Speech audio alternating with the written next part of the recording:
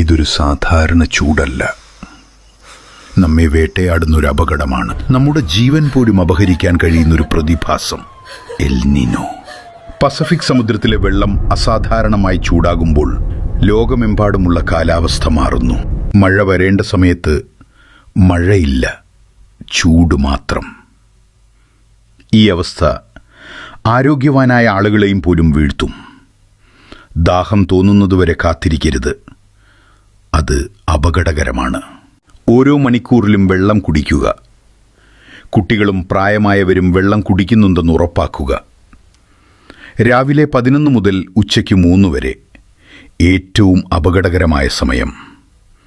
ഈ സമയത്ത് പുറത്തേക്ക് പോകുന്നത് ഒഴിവാക്കുക. നിങ്ങളുടെ ജീവൻ ഏത് കാര്യത്തേക്കാളും വിലപ്പെട്ടതാണ്. കറുത്ത വസ്ത്രങ്ങൾ ഒഴിവാക്കുക. ഇളം നിറത്തിലുള്ള കോട്ടൺ വസ്ത്രങ്ങൾ ധരിക്കുക. കടുത്ത തലവേദന, ബോധക്ഷയം, ഛർദി, വിയർക്കാതെ വരണ്ട ചർമ്മം, ഇവ ഹീറ്റ് സ്ട്രോക്കിൻ്റെ ലക്ഷണങ്ങളാണ്. ഈ ലക്ഷണങ്ങൾ കണ്ടാൽ ഉടൻ തണലിലേക്ക് മാറ്റുക. വെള്ളം നൽകുക. വേഗം ആശുപത്രിയിലെത്തിക്കുക.